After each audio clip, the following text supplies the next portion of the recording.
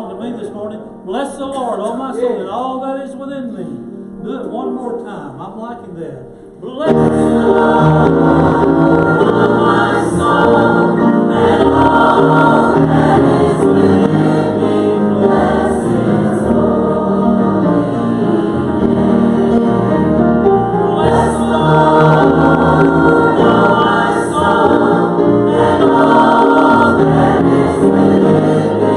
Bless His holy name. Hymn number 162, To God be the glory.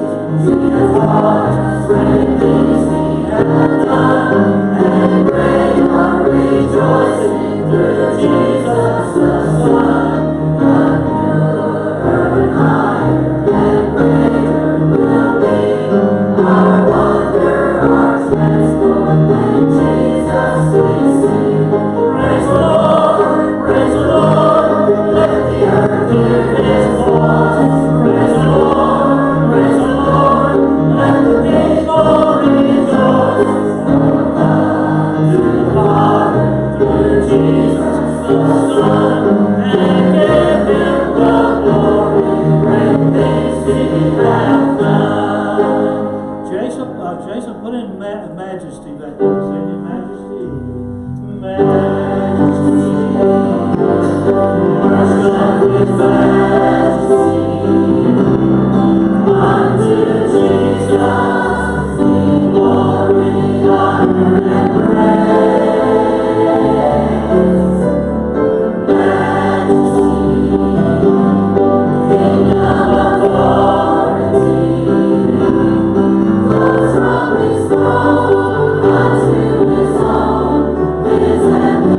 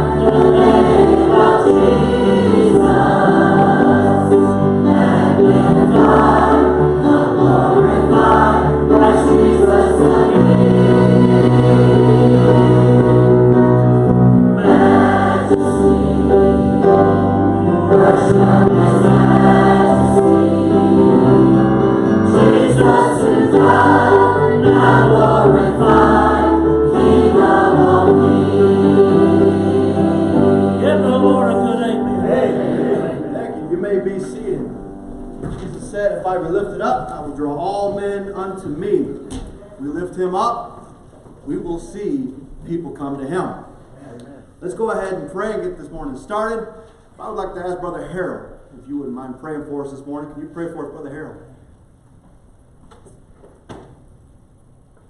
Dear Lord in heaven, to bow our heads and give you thanks for all that you've done for us. We thank you most of all this morning for the death of the Lord Jesus on the cross that paid the sin debt that guilty sinners like me could go free. We thank you for the presence of the Holy Spirit in this service this morning. And I pray you go from heart to heart and every need would be met. I pray for the lowest sinner that might be in this building this morning that's never trusted Christ as Savior. If you look away to the cross and what Christ did for him on Calvary 2,000 years ago and be saved. Bless the service, the singing, and all that follows, and most of all the preaching. May the Holy Spirit grasp Brother Rex and may he preach like never before. And we'll give you the praise and the glory. In Jesus' name, amen. Thank you, Brother Harold. We had a great time in Sunday school this morning. In my class, we started a discussion on 1 Corinthians chapter 15. Of course, the first 8-10 verses there, just about the gospel of Jesus Christ. And it's all we talked about this morning, the gospel of Jesus Christ according to the scripture. And so I'm a little keyed up right now. I'm a little amped up. So excuse me while I talk very quickly through these announcements. A couple quick things to remind you is this Tuesday is the Wings meeting. If you normally come to the Wings meetings, it'll be this Tuesday. If you don't normally come to the Wings meetings, try to come to this one. You will have a good time at the Wings meetings. I don't remember, I didn't look, but there might still be a sign-up sheet at the door. If there's not, you can see one of the ladies that normally come to them, and they'll tell you how to get here and do the whole thing. But that's coming up this Tuesday night. This Saturday, the Crafty Ladies are meeting. And they're having their Crafty Ladies pine cone crafts this time. I know what a pine cone is, so I can figure this one out. But the Crafty Ladies pine cone craft is going to be this Saturday morning. If you need a pine cone, see Miss Grace on your way out the door. She has the pine cones. And if you are wanting to participate in the December tea and cookie swap coming up on the, I believe it's the 7th, yes, Pearl Harbor Day. That's coming up in December. Do sign up and bring your recipe or what kind of cookies you're going to bring by this coming Sunday. So Saturday is Crafty Ladies. Sunday is the deadline to sign up and bring in your recipes for the cookies that you're wanting to swap. Do bring that recipe in, please, to Miss Wanda Phillips or to Miss Grace Richards. You see either one of them, and they will make sure they have all those things compiled. And the Owls meeting is coming up a week from Tuesday. So this Tuesday is the Wings meeting. The other avian theme meeting is the next Tuesday with the Owls. So you have the Wings, and then you have the Owls. So that's coming up next Tuesday. And then we do pray for the choirs. They are getting ready for the 15th. The choir program is going to be that Sunday morning and Sunday night. And that's going to be a lot of fun that day. They've been working really hard on it. And I'm not doing the talking this time. And somebody else do it. So I haven't heard it yet, which is great. So I'm looking forward to listening to it because I haven't been listening to it. So this will be a lot of fun for me and a lot of fun for everybody else. So just come to that, invite people to that. Like I said, it'll be Sunday morning and Sunday night. So if you have friends who go to other churches who might want to come to go to their church Sunday morning, invite them to the Sunday night. If they can come out that night, have a great time and really be blessed by that. Tonight, of course, we're having a licensing and ordination service for the deacons and young preachers here in the church. So come back to that. It'll be a lot of fun. It'll be a great night to come and to be a part of this ceremony tonight. Ordaining deacons and licensing preachers is a big deal, and you don't want to miss that. So come back tonight. I believe those are all the major announcements. There's a few other things in your bulletin. Make sure you take a look at those. So, what is it? Hymn number 196.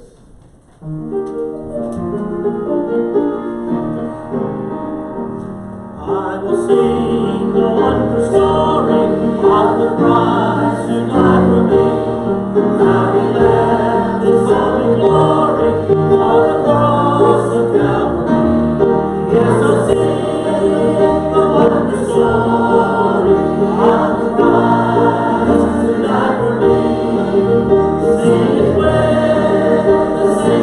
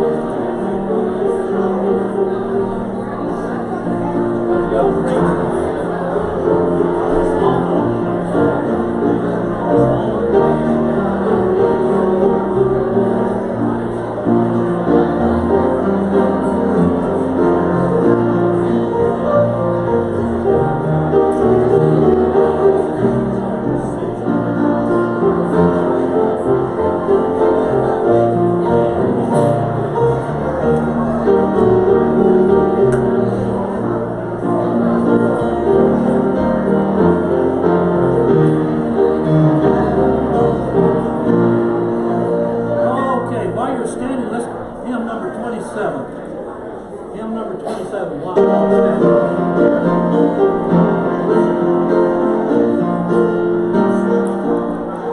On a hill far away, still an old rugged cross, the emblems of freedom and strength.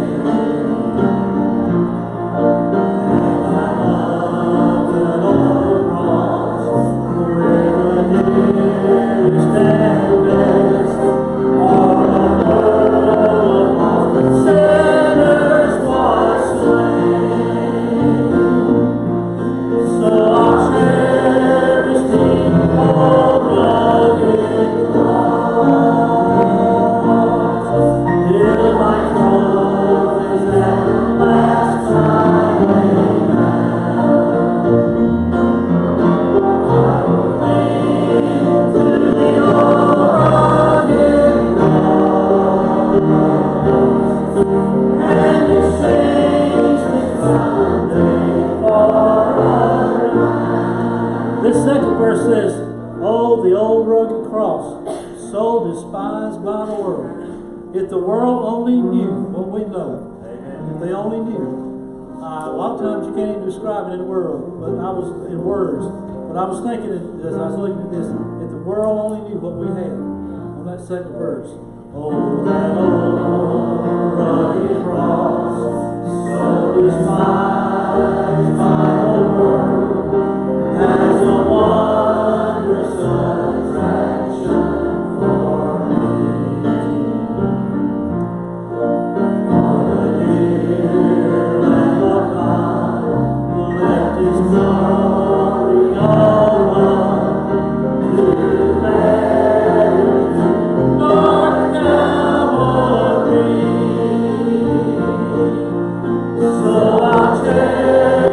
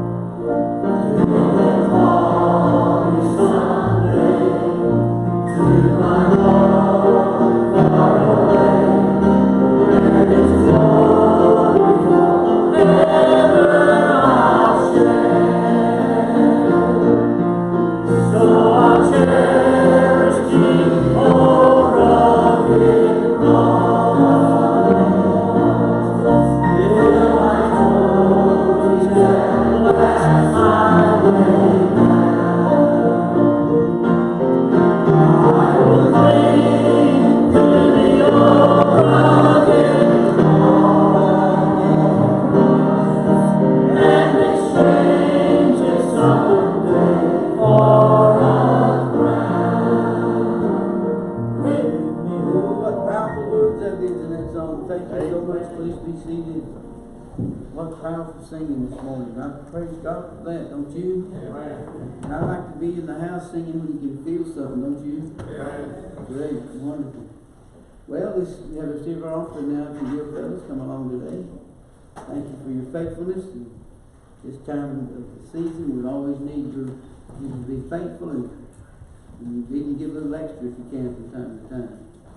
We've announced that the kitchen is finished with the exception of receiving a double oven, getting that put in there. You've noticed in your bulletin we're going to have Dale Tanner Appreciation Day. I think Dale,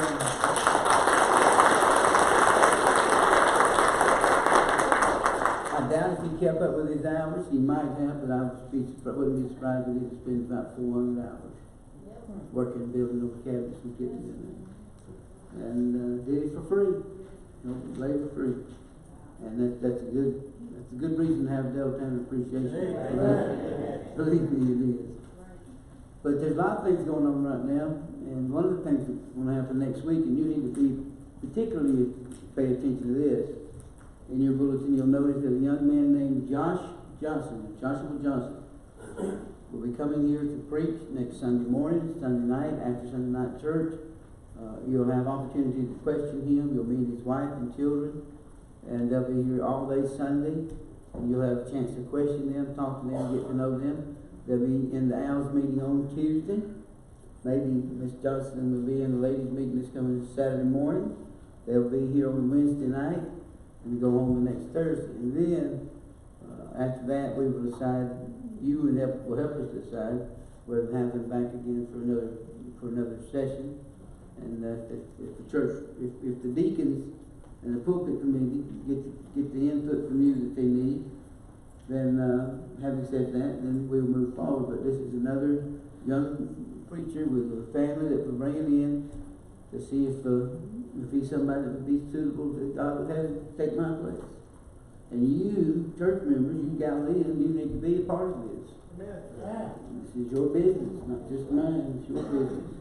So let's be on our head. Let's have a heads up about this, and let's be looking forward and looking for God's will in it all. Okay. Brother David, would you ask the blessing on the offering, and we're going to have Miss Susan to sing for us. Dear Heavenly Father, thank you for this wonderful Sunday, Lord. I pray that you be with the rest of the service. Bless the offering, Lord, and the gift and the giver. Yes. In your holy name I pray. Amen. Amen. Thank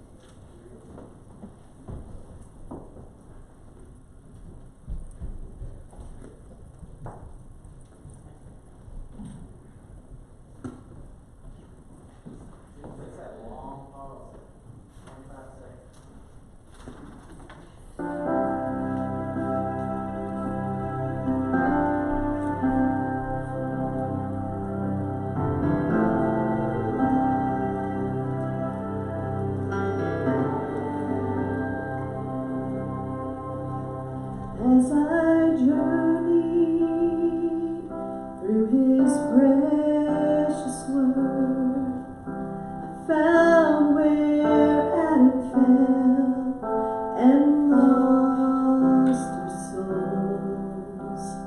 As I turned another page, I find Jesus' blood shed for human race. And then I saw my own sin, my condemnation without Him. But then I stood at Calvary's place,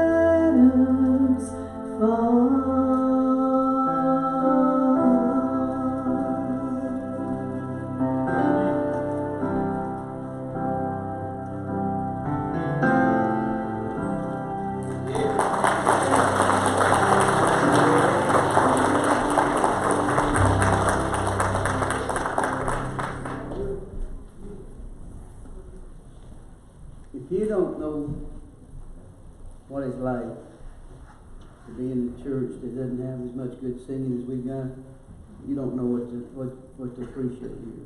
Amen. I promise you, you don't. Till you've been in some churches that don't have good music, you don't know what you're missing here. And we ought to be thankful every day for the ministry of music that God has given to our folks here at Galilee. What a blessing. Now, Romans chapter number 8. Romans chapter number 8. We're going to pick up reading in verse number 28. Romans 8:28. And of course this passage is very familiar to most people, I'm sure. I find my life verses are here in Romans chapter number 8, verse 37. Nay, in all these things we are more than conquerors through him that loved us. And then verse number 28, of course, back to our text. And we know that all things work together for good to them that love God, to them who are the called according to his purpose. That's a true verse whether we believe it or not. It's a true statement whether or not we accept it. Oftentimes when we get in a situation, we read that verse and we think, how can this be God's will? How can this be what God's purpose is? Then verse number 29 says, for whom he did foreknow, he also did predestinate to be conformed to the image of his Son, that he might be the firstborn among many brethren. Moreover, whom he did predestinate, them he also called, and whom he called, he also justified, and whom he justified, them he glorified, also glorified. What shall we say then to these things? If God be for us, who can be against us? He that spared not his own Son, but delivered him up for us all. But he spared not his own Son, but delivered him up for us all. How shall we not with him also freely give us all things? Who shall lay anything to the charge of God's elect? It is God that justifies. Who is he that condemneth? It is Christ that died, that is risen again, who is even at the right hand of the Father, also making intercession for us. Who shall separate us from the love of Christ? Amen. Shall tribulation, or distress, or famine, or nakedness, or peril, or sword? As it is written, for thy sake we are killed all the day long. We are counted as sheep for the slaughter. Nay, in all these things we are more than conquerors through him that loved us. For I am persuaded that neither death, nor life, nor angels, nor principalities, nor powers, nor things present, nor things to come, nor height, nor depth, nor any other creature shall be able to separate us from the love of God, which is in Christ Jesus our Lord. I'm not sure Paul understood what he was writing, but if he did, he must have had one of the most tremendous impacts of anything that he wrote. What an impactful scripture. 4 questions here, actually more, but 4 major questions are asked in this passage. The answer is given to us again and again. But there's a little phrase here that I want to talk about just for a little while this morning. That's that phrase, if God be for us. And I'm speaking on this subject. And as I speak, I know that that's not really the question here. That's not the question being answered, if God be for us. If God be for us is a statement. The question is, who can be against us? That's the question is, who can be against us? If God be for us, and he is for us, he's taken it for granted that God is on our side. Amen. One of the things that I preach about, I guess quite often, is that God's for you. He's looking for your prosperity. He's not looking to make a pauper out of you. God's for you. He's looking to make you strong. He's not trying to weaken you and make you worthless. God's for you. Amen. He's trying to build you up in the faith so that you can take on the challenges of the devil. Not wilt under the pressures of Satan. God's for you. He's trying to make you what you ought to be, what he's got planned for you. He's for you. He's for me. If God be for us, who can be against us? That's the question. The statement is if God be for us. But the question is if he's for us, who can be against us? You see, if the God of great infinite power, the God of all wisdom and mercy, the God of all love and compassion is on your side, who will be able to defeat you? That's the answer. If he's on your side 100%, and I think this statement makes it clear that he's flat out on your side, 100% on your side. He's saying that he's on my side 100%, he's on your side 100%. And if that's the case, who can be against you? Is anybody bigger than God? No. Is anybody more awesome than him? No. Anybody more powerful than God? No. Is anybody more loving than God? No. Is anybody more wise, have more wisdom than God? No, sir. Certainly not. But let me read it to you this way. It says this way: since God is on our side, who can be against us? Or let me put it to you this way: because God is on our side, who can be against us? There's 2 ways really to answer that question. The first one is this, and let's be honest and say that there are many against us. He said, if God be for us, who can be against us? Well, there's lots of people against us. The devil's against us. Amen. He's not your buddy. That's right. He's not your friend. He doesn't have one positive thought to think towards you. He doesn't desire you to prosper in anything that you do. I mean, the devil is against you. Amen. The Bible said he was our adversary. Yeah. Remember that an adversary is somebody who is not only against you, but there's somebody who is seeking your destruction. Seeking your downfall. Someone who would rejoice in your failings. That's what that's all about. He's your adversary. He said, be vigilant, be sober, be vigilant, because your adversary, the devil, as a roaring lion, walking about, seeking whom he may devour. Remind yourself every day or two that the devil is not your friend. I know you heard a funny story about the church where the devil broke in one night during the church service, and he said, "Ah!" Scared everybody to death. They started running out the door. Preacher leading the way. Then there's an old man sitting down on the front seat down there, and the devil just went up to him and said, "Ah!" He just sat there, and the devil said, "Well, aren't you scared of me?" He said, "Why should I be? I've been married to your wife for married to your sister for 40 years."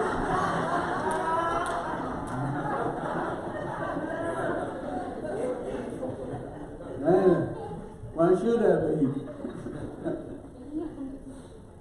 He's not your friend. That's right, brother. He'll make you think he's your friend. He'll try to trick you into everything he possibly can to get you turned away from God, and he's not your friend. Paul had adversaries. He had great opportunities set before him, but because of his great opportunities, he had many that opposed him. In 1 Corinthians 16:9, it says, "For a great door and effectual is open unto me." What's he saying? He said, I have a wonderful opportunity.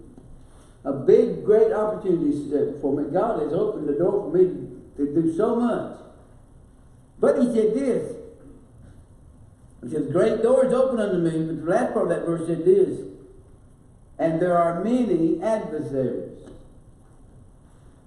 The first adversary that I can talk to you about is your sin nature. You are your first adversary. Your sin nature doesn't want to do anything but sin. Doesn't want to do anything godly, but all it wants to do is sin. That's against you. That's working against you day after day. Paul had many adversaries. He named a few of them here and there. I mean, he just told the names of them. He said, "There's a guy over here at what was it, Corinth? It was maybe some other town." Said, "He's given me a lot of grief." He said, "There were two fellows I turned over to the devil, that they may learn not to blaspheme." He had enemies. David had enemies. And David prayed for his enemies. Jesus said, "Pray for them that despise you and hatefully despite who abuse you and despitefully use you." Jesus said, "Pray for our adversaries." Amen. Now, he didn't mean pray for the devil. But he said, "Pray for your adversaries." But David, on the other hand, in the Old Testament, he prayed for his adversaries. He prayed that God would kill them. Yeah. He prayed that God would curse the day they were born. He prayed that God would take them away. He prayed that God would get rid of them. Sometimes that's about the only way I can get rid of something. Mine is pray that God would get rid of them. But if God be for us, even the devil can't overcome you. Amen. You may not have another individually actively planning for your downfall. Sometimes it seems that way that they are. Sometimes circumstances and situations act like they're trying to try to bring us down. But again, let me remind you that the world is not your friend. Amen. This world system is rigged against you. Oh, Jacob, the father of the Hebrew race, he had all those sons, and he said one day when the crisis was on, things were difficult and very tight, he said this. He said, "Me, have you bereaved of my children?" I think he was talking to his sons. He had one of them, Joseph, that was sold into slavery, and the other one was in jail down in Egypt. And as he said, "Me, have you bereaved of my sons?" I think he was talking to his children, but he might have been talking to God. He might have been looking at them and looking through their eyes and over their shoulders to God. "God, you have bereaved me of my children. Joseph is not, Simeon is, Simon is not. They're gone. And now you want to take away Benjamin?" He said, "All these things are against me. Everything's going wrong. Everything's against me." circumstances seem to conspire against us. But does that mean God's not for us? If God be for us, who would be against us? Another way to answer the question is to rephrase the question. And may I put it to you this way? If God be for us, who can prevail against us? Amen. Who can prevail? And here we're getting down to where the rubber meets the road. This is really what the context is telling us. That you see, Romans chapter 8 is the victory chapter. It starts out with no condemnation. There is therefore no condemnation to them which are in Christ Jesus. So it starts out with there is no condemnation. And it continues. We're in a lovely place. And it ends with no separation. It declares that God is on our side, and through Him we can prevail. Now, if lost people have problems and Christian people have problems, are we really any better off than lost people? Larry Flynn, I can't think of anybody be more lost than Larry Flynn.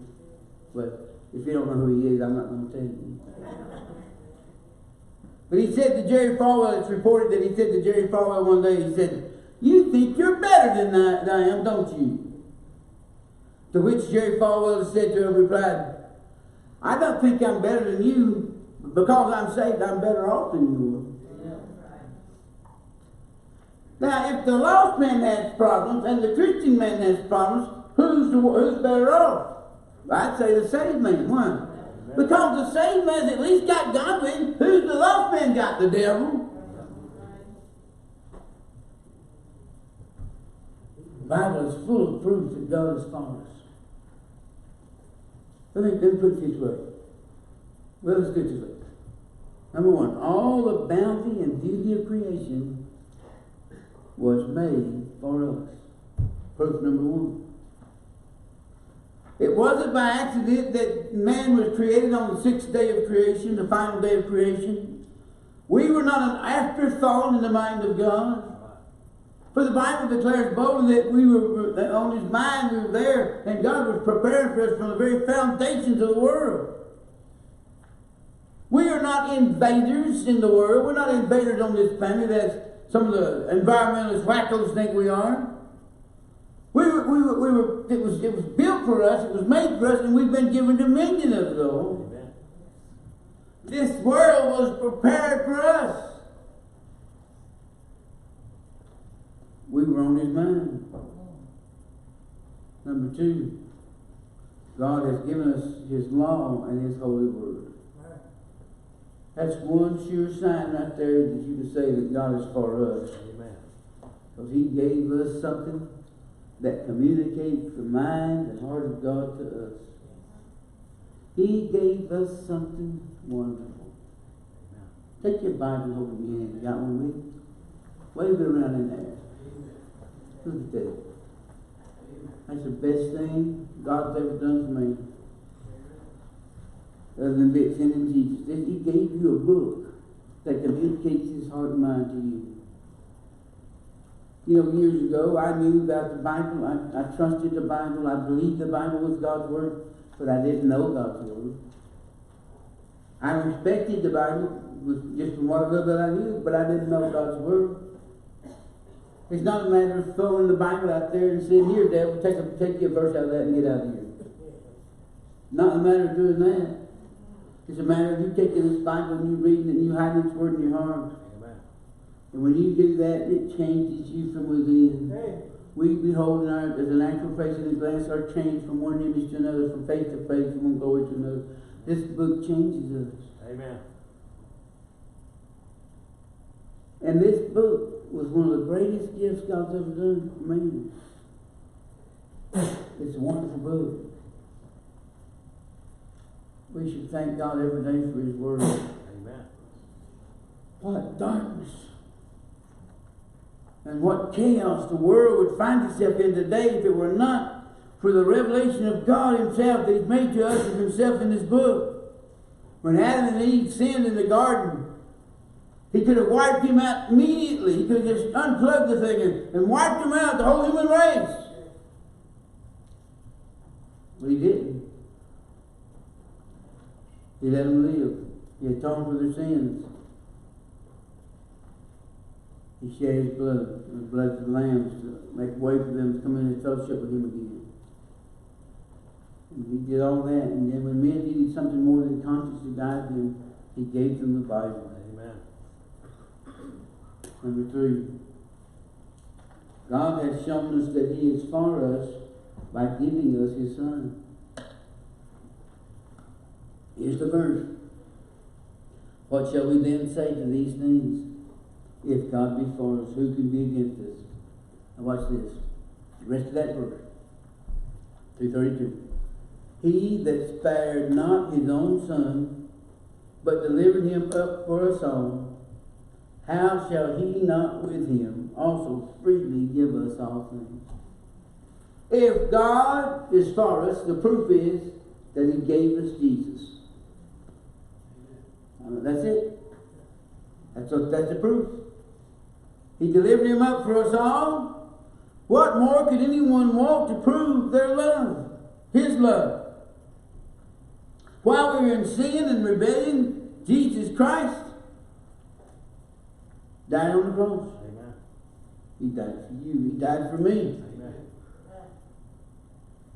He died for you in the shape you're in today. As wicked as you might be today, He died for you in that same condition you are in today. If God be for you, and He is, then why not trust Him? Why not call upon Him for faith and trust Him as your Savior? Do it today. Do it now. If you're not saved, do it today. You say, preacher, I've been coming to church a long time. You know that I'm saved. I know no such a thing. I know you've been coming to church a long time, and you've told me that you're saved. You professed that you're saved, but really know that you're saved. I don't know a thing about that. It's up between you and God. Only you and God can know that for sure. And one way you can guarantee to your trusting soul when you trust Him is that Jesus is willing to save you. He is on your side. He came. He showed us that He's for us by giving us His Son. And then He'll further prove, and this is my last point, He'll further prove that He is for us by coming for us. Amen. I like songs about the second coming, don't you? Amen. I love songs about how when Jesus comes, the world, the saved are going to be raptured out, and the wicked are going to be left behind. I love songs about how He's delivered us from this present evil world. Yeah. Jesus said, and this is His promise, He said, I will come again and receive you unto myself. That was His promise. God is for us. God is for you. He's coming for me. He may call me home through death, or it may be by the rapture. I'm not sure which way to be, but I am sure that He'll come for me. Well, this is a great verse, isn't it? I mean, it's full of encouragement. God, what shall we say then to these things? If God be for us, who can be against us? And since God is for us, then who can prevail against us? Amen. Amen. Amen. And I'm sure you've heard this before, but at the beginning of the Civil War, Abraham Lincoln was asked and said, one of his cabinet members made this statement, said, we'd better make sure God is on our side. Which goes back to paganism.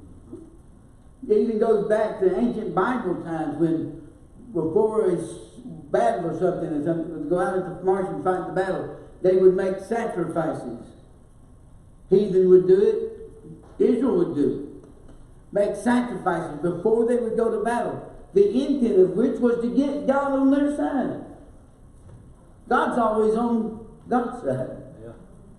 And Abraham Lincoln was said to have replied, Sir, my concern is not whether God is on our side, My greatest concern is to be on God's side. Amen. For God's always right.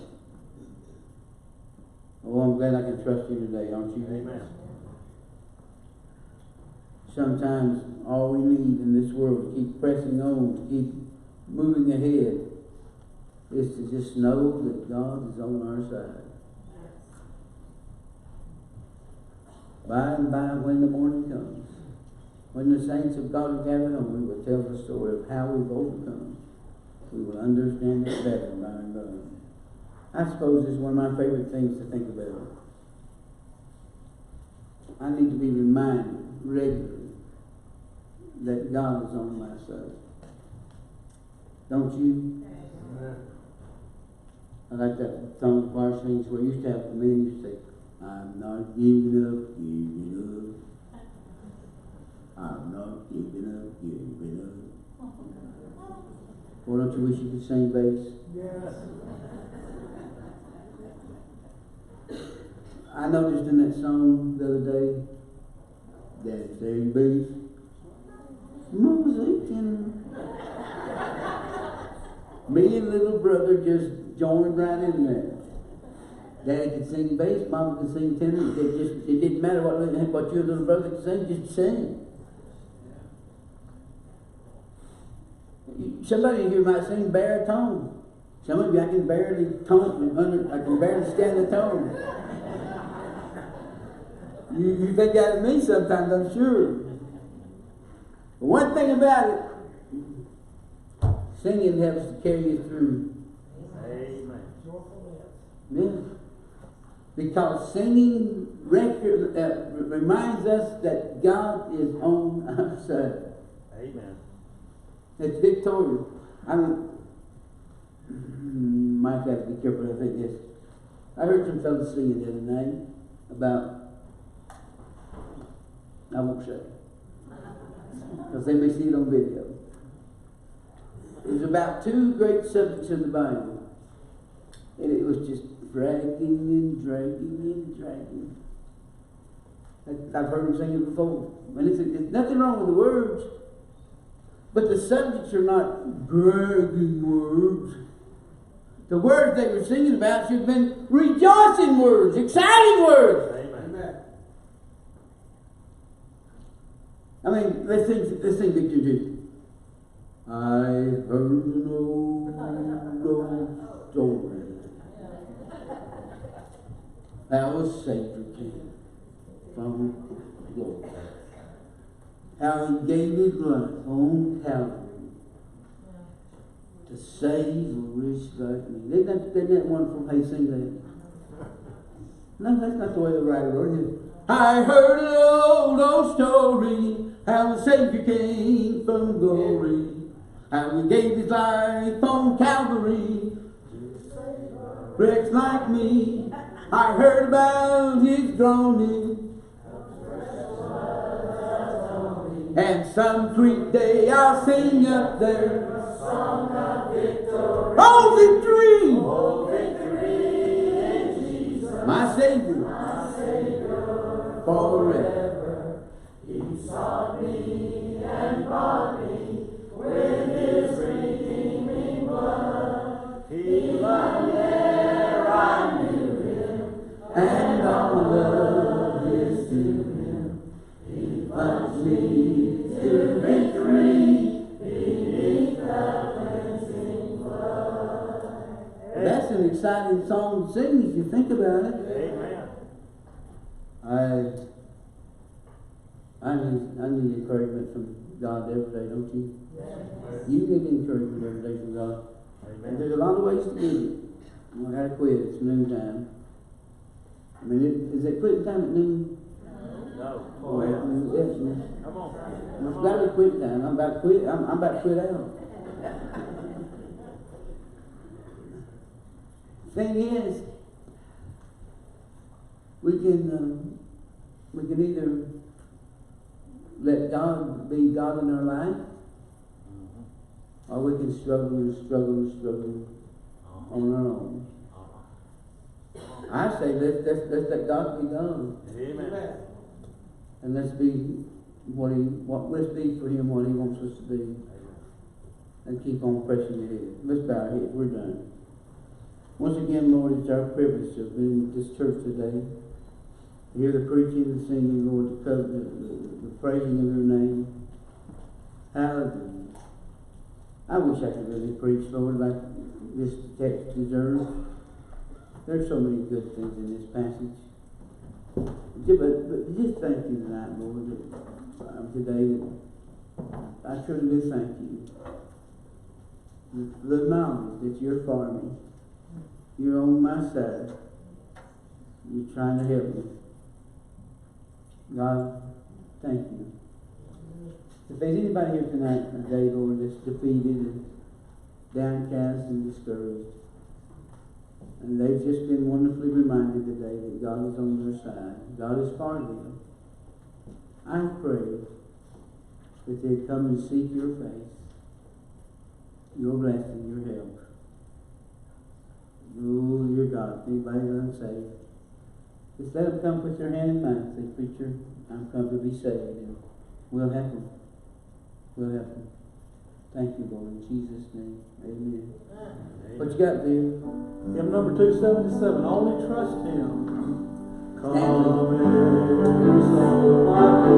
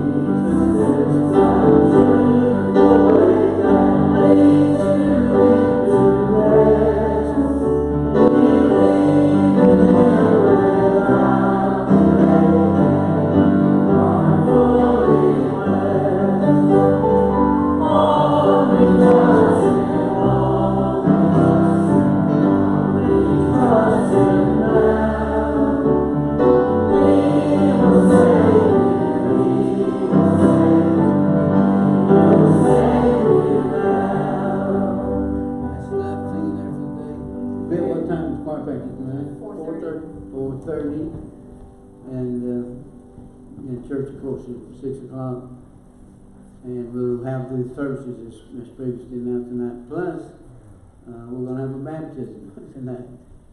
It's going to be a full, good day. And what a blessing. Amen? Amen. Good crowd here this morning. I don't know what the number is. Charlie, did you make a count?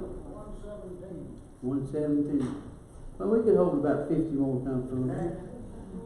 So let's go out there and find somebody and bring them to church. Drag them to church. Drug them and bring them to church. I mean, drug them and bring them to church. Some people said, my mom and daddy drugged me to church. Mine didn't. But the Holy Ghost did. I bless you today, don't you? Somebody want to praise the Lord? Say so. All the time.